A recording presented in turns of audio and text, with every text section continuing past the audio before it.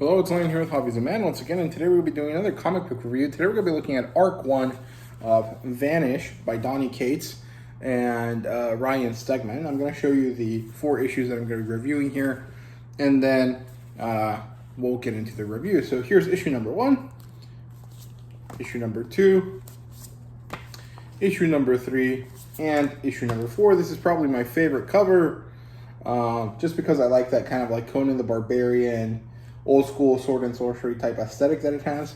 And yeah, the back looks like this for all of them. It's pretty good. I actually really like these back covers that are all kind of the same. And yeah, there really isn't too much else to say about this. So that's it. Oh, well, I do want to mention that it has cardstock for the cover material, and I quite like that. Honestly, there's some comic books that I feel should have had cardstock covers that didn't, like Forged, which is another Image title, but you know, that's just me, so there you go. Okay, so let's get into the review here. Like I said, it's written by Donny Cates, and Ryan Stegman does the majority of the artwork. There's also some other people associated with it, but you guys can find that on your own. The publisher is Image. The demographic here is mature. This is definitely an adult title. There's a lot of blood and gore, and I don't remember there being any adult, you know, intimate content of any sort, but I'm sure there will be at some point because it is that type of series. So yeah, genre-wise, this would be superhero fantasy, as in like they're superheroes, but the source of their powers is fantasy. There's also kind of this element of urban fantasy, kind of like the same way that Harry Potter is a urban fantasy, like it happens in a real location usually, but there is magic involved in this kind of hidden world kind of situation.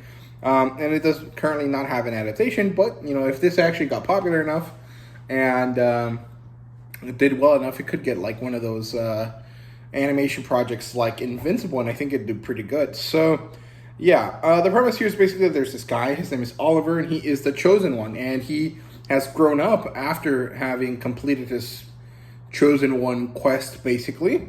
I don't think I know, or I don't think it was ever told to us why he was a chosen one. He just kind of was. And now that he's a grown-up, well, it's not really pretty. He's basically a drug addict, someone that deals with PTSD, someone that has a lot of issues emotionally, mentally, you know, all sorts of stuff like that. And he is perpetually on drugs.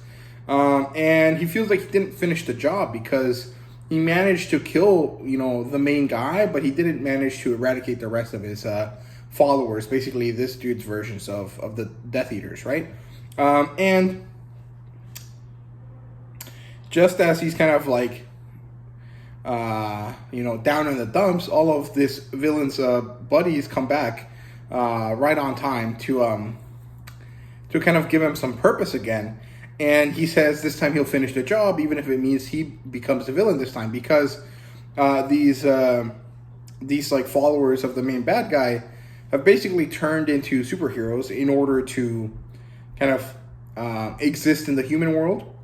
And so he has to function as a villain in order to take them out, which is pretty cool.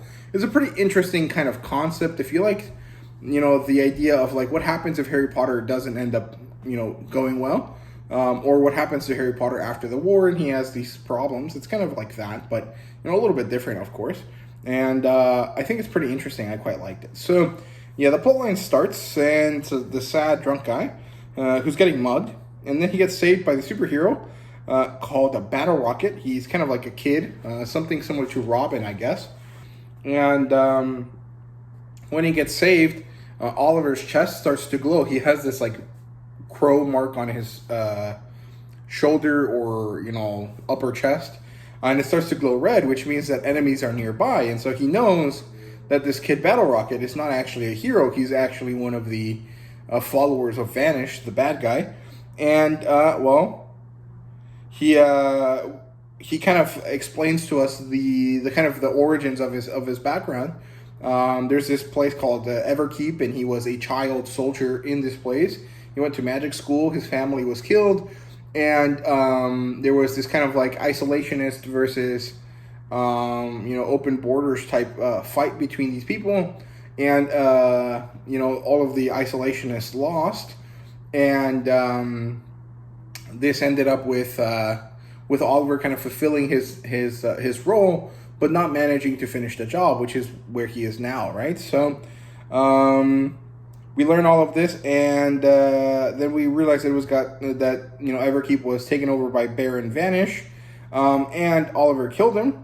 Then we get back to the story, and Battle Rocket gets his ass whooped because Oliver is a pretty strong fighter, or kind of magician, I guess. I don't know what to call them.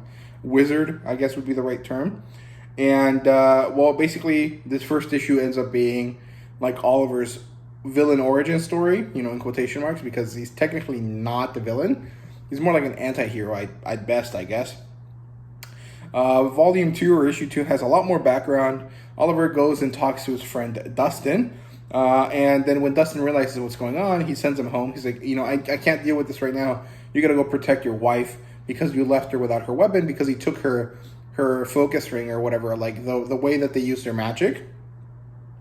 And so he goes back to his home, to his wife Ellie, and he gets told off because he's doing things he shouldn't be doing. And then the Prestige, the group of bad guys that are actually play acting as heroes, are talking about Oliver, and Battle Rocket tells them what Oliver did to him, and they're like, "Oh, this is a bad thing. This is gonna get serious." And I think that issue was pretty good then.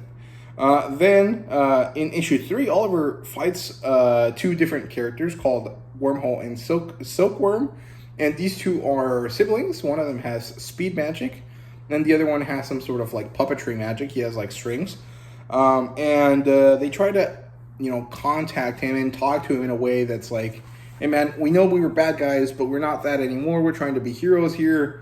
Please stop," and all of this type of stuff. Oliver doesn't care. He just murders one of them, and I think he murders the other one as well. And then he gets shown on the news as the new supervillain that the Prestige are fighting. And then the Prestige make a move, and Oliver has to battle Battery, who is this kind of like giant hulking kind of like Iron Man type character, but actually ends up being a demon of some sort. And Oliver is fighting with her as Dustin is getting attacked by Halcyon, who is the leader of the Prestige.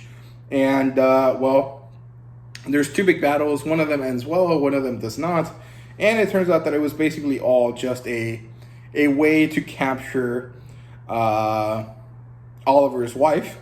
And so that's where this arc ends. And it was pretty good. I quite enjoyed it. I wouldn't say it's the best thing ever.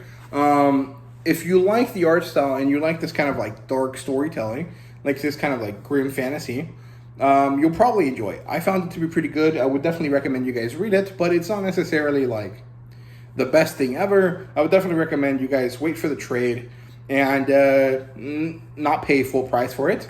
But it is something that I am enjoying enough that I will continue to collect until I get bored of it, right? So, yeah, characters-wise, we have Oliver, Ellie, and Dustin, who are basically the good guys, although Dustin doesn't exist by the end of the first arc.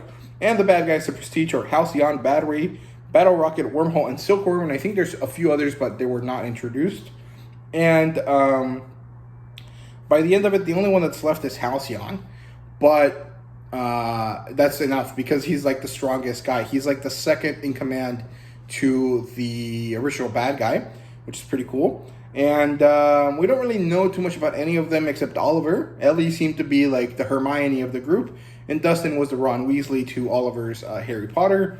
But Dustin was tired of magic, at least in the real sense, and so he decided to make his living being a magician in the human world.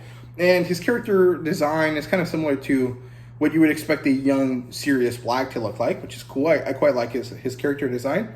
Ellie, we really honestly don't know too much about her. She's really not that important of a character. She's just there as a character to fridge, I guess. Like, she's gonna eventually be killed or something, so that Oliver has like proper needs for revenge, probably, and that's kind of the best that I can think there. The Prestige were all pretty cool. We have Battery, which is like an Iron Man character. Battle Rocket is Robin.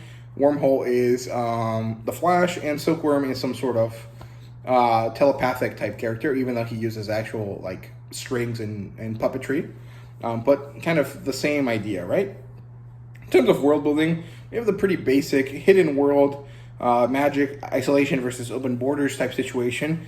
And we also have this interesting kind of concept here about eating the magic of others. So when Oliver defeats one of his opponents, he kind of like consumes their magic, and that seems to either give him a buff, make him stronger, and or just heal him for a moment, and then I guess it goes away. I'm not really sure how that works, because he gets beat even though he has beaten more people than all the other ones, and I don't know if that's because he's less experienced than all of the other characters, since they're all like ancient fucks, or if it's just that it's like writing for the sake of like interesting situations to occur, right?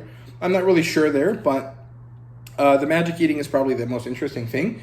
And it also is interesting how the magic manifests. All of them kind of have glowing eyes. They glow different colors, and you can basically do whatever you want with the magic, but everyone seems to specialize in certain things, right? So it looks pretty cool. It's pretty interesting. I quite like it. I think it's enjoyable in terms of the world building.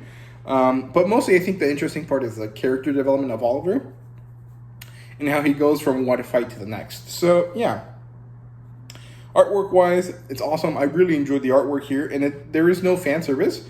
There is no, boobies or anything like that. So this is safe in that regard, but there's an excessive amount of gore. So if you're someone that's squeamish and doesn't like stuff like that in their comic books, you're not going to really enjoy this, because there's like crazy, situations that occur where, guts and stuff are just flying around. So yeah, ratings wise, it's a 4 out of 5. I think it's pretty cool. I would enjoy it a lot. I would enjoy reading it again, is what I meant to say. I did enjoy it quite a bit. I definitely think it's better to read all in one go, binge reading the arcs as you go, instead of kind of reading them individually, because honestly, I think reading individually doesn't really work, because stuff is monthly, so you basically forget what happened in the last issue before you read the new one, right? So it kind of depends on your personal reading preference there, but I would definitely recommend binge reading it and doing it by arcs instead of, all in one go. So trade wait if you really want to get this. So yeah, that's it for me. I hope you guys enjoyed this video. If you did, please leave a like, subscribe, and comment down below. Let me know what you thought. And thank you guys so much for watching. See you guys later.